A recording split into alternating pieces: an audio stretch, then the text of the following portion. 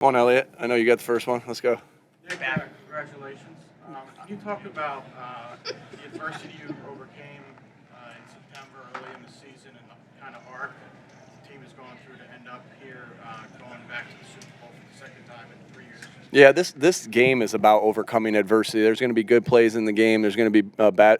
There's going to be bad plays in the game. There's going to be good moments in a season. There's going to be bad moments in a season.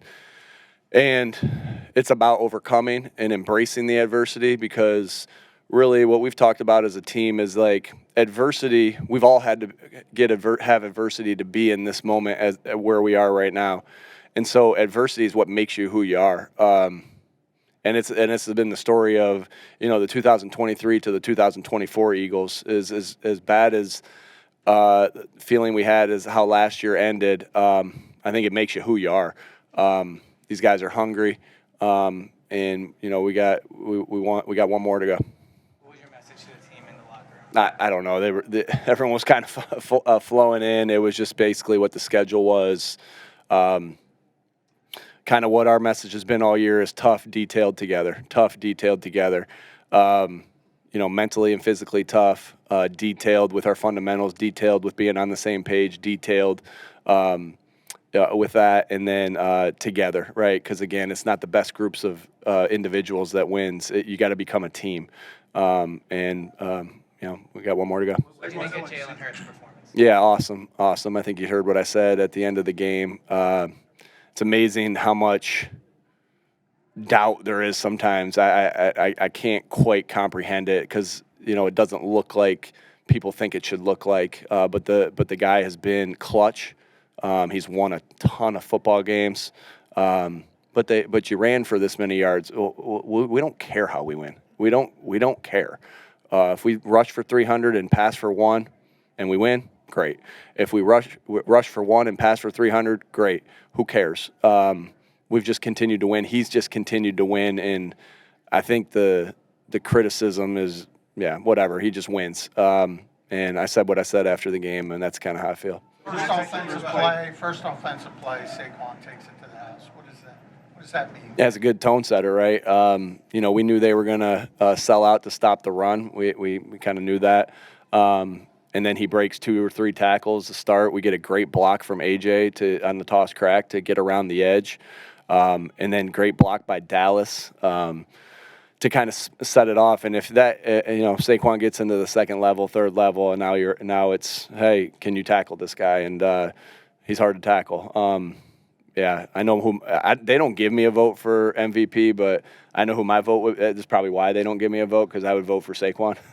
But special performance, special player, special job by the entire group to make that play go to start things off, and that was a good tone setter. We've had some good tone setters to start this playoff, all the playoffs, like, Oren forcing the fumble against Green Bay. Going right down and getting a touchdown on the first drive of the LA game, and then to start it like that was a good start for us. What did you say about Jalen? Cam Jurgens talked about the pain he was playing through. For him to be the emergency to start to fill in the second, what was the plan for him, and also what did it mean for you to see him? Yeah, I think you saw the plan. But he had to step in and play, and he did a phenomenal job. And, these guys are playing through pain. Like, man, I just can't say enough about how much I respect these guys of what they have to do with their bodies. I don't think anyone knows the half of it, what they have to go through to play this long season. This is a marathon. And these guys and our trainers and doctors and our strength staff do such a good job of helping them be in the shape they need to be in to play this long season. And then the guys themselves do a great job of doing that as well. We've made a big emphasis on conditioning this year. We've made a big emphasis on all those things. So all these guys are fighting through pain. I know coaches are fighting through sleep deprivation, and we don't care. We just want to keep going. What do they say about Jalen that he doesn't care about how it looks or what his stats are? Or what anybody else says. Yeah. That he's a winner, that he's selfless. I showed a couple clips last night of the team. And one picture I showed that showed love was Nolan Smith coming out with Nakobe Dean's jersey last game. That shows love. Then I showed a clip of Nolan and Jalen that kind of showed of them performing a stunt, and then Jalen saying, "Hey, thank you for trusting me," and Nolan saying, you don't have to thank me, just go do it." And then so that showed trust. And then I showed a clip of Jalen talking about we don't care how we win, regardless of what anyone says about him, all right, or me, or whatever it is. That shows selflessness, and that's team stuff. Again, it's not the best groups of individuals that win. You have to come together as a football team. And those clips through the playoffs that I got to show last night, again, I kind of get emotional on things. I'm not going to get emotional right now, but, man, it just showed the team. It's about team. This is the greatest team sport there is. I think that gets overlooked sometimes with, look at how this play performed, and look at the scheme here. Like, it ain't about. It's part of it's about that, but it's about team. And anybody that plays, the winner of the Bills and the Chiefs game, I guarantee they talk about how they came together as a team, right? And that's why I love this sport. That it's just, I always say these things of hope that people will say, hey, this is the greatest team sport to inspire people to play this sport. But somehow they don't show that stuff a lot. Sometimes it's more about the negative things that happen and this and that. But we're a team. We're a freaking team, and I'm proud of this team. You pride yourself on your physicality when it's been pretty consistent with the turnovers, fumbles, forcing fumbles, I guess, with Zach. Will Shipley, then Oren Burks. What does that mean? We spend a lot of time on that. We do a lot of drills that go into that. We talk a lot about that. But at the we show anytime there's a missed opportunity to take the ball away. That's something I kind of learned as I watched Matt Eberflus and his how he kind of preached defense of how you take the ball away. I really learned a lot from him when I was in Indy with him. And to be plus 21 on the season, like that's impressive. But and we talk about that to nausea, probably where they're sick and tired of hearing it. But to me, I always say, hey, good leadership is saying the same things over and over is repetition.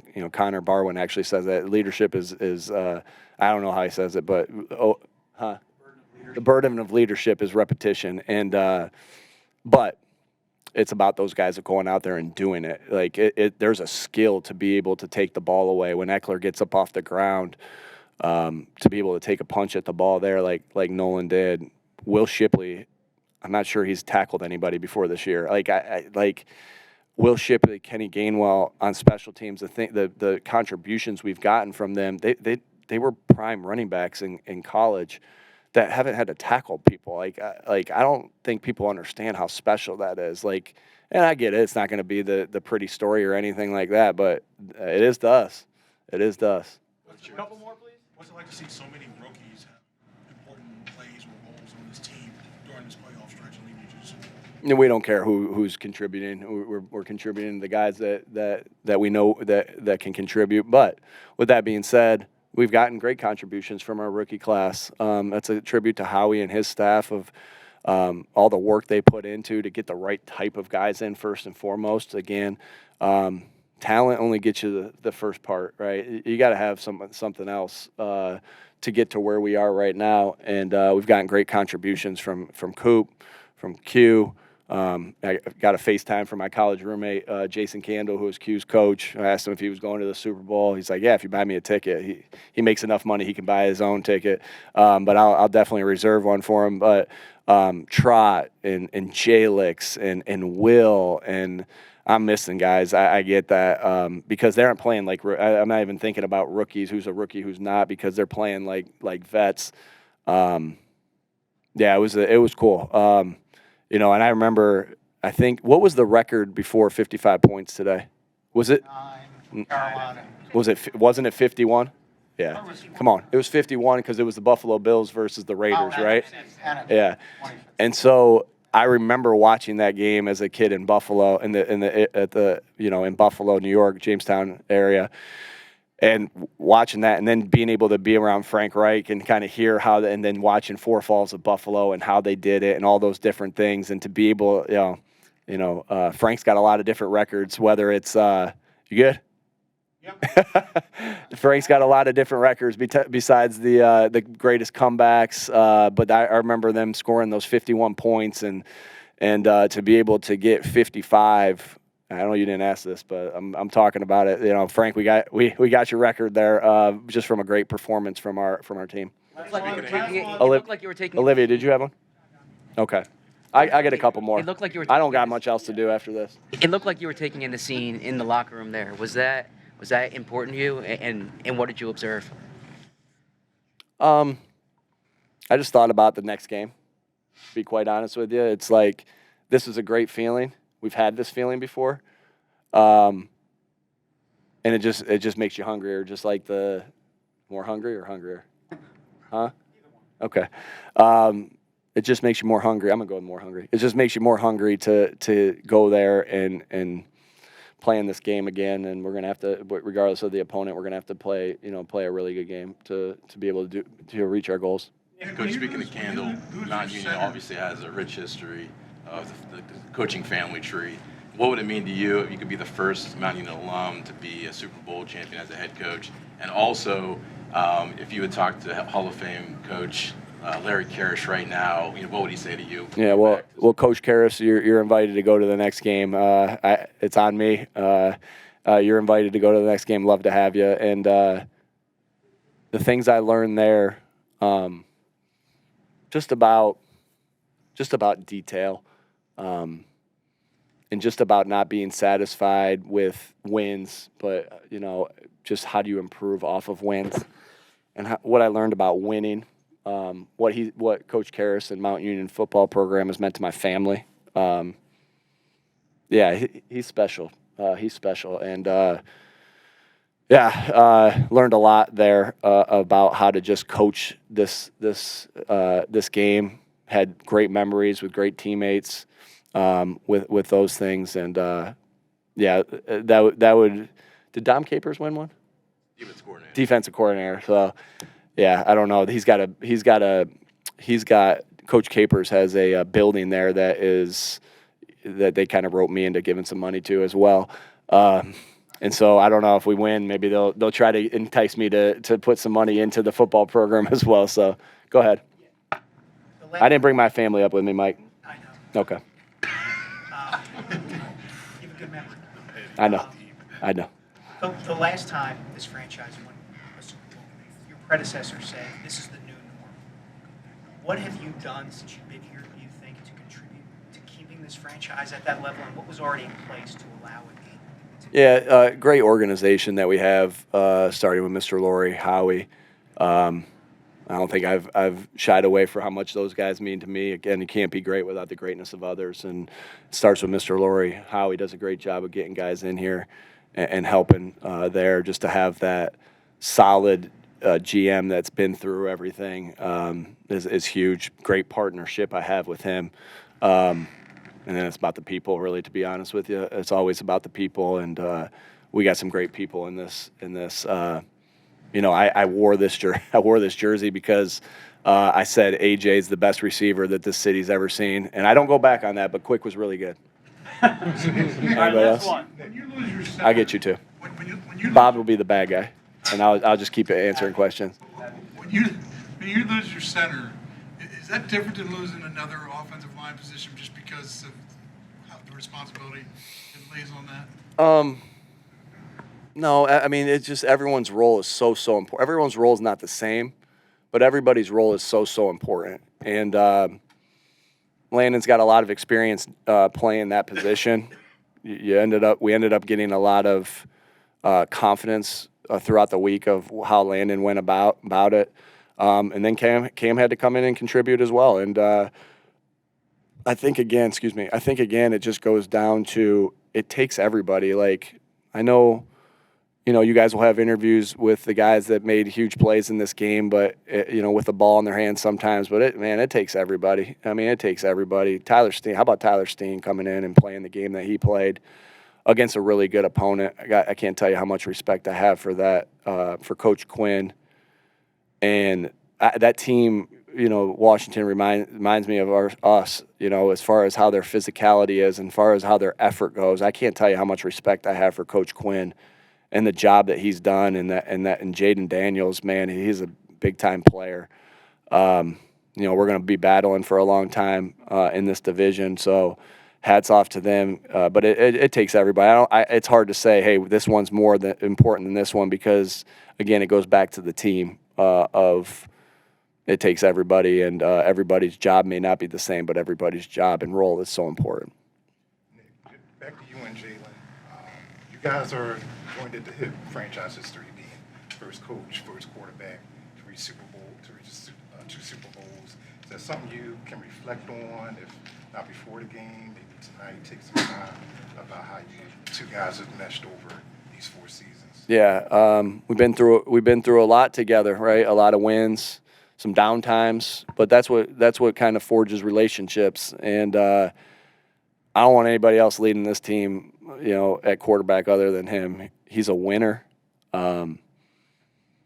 Again, it deals with so much criticism, which just blows my mind, right? Because of the questions I have to answer. I don't look too much into that, but the questions that I have to answer, and it's just like, man, this guy wins. I mean, he's won his entire life. Like, that's more important. You know, winning at quarterback is more important than any stat that you go through. And I'm sure it'll be the same thing. Like, whoa, he's got great players around him. Well, you tell me a quarterback that's won like this that has around him. Like, it don't happen, right? You talk about Joe Montana. Like, who was he thrown to? Oh, Jerry Rice, right? So it's like these guys that have been so good at this position have had great players around. You know, whether it's Brady with, you know, the defense early on in his career, or Edelman or Gronk, or I mean, like, you don't win in this game unless you have great players around. You don't win consistently unless you have great players around you. And sometimes I feel like it's a negative on him, and it's just it kind of blows your mind. But he wins. He's a winner. I don't want anyone else leading us other than Jalen Hurts, and I'm proud of the way he went out there and battled today and played today. And he don't care about anything other than winning. I know that, and that's selfless.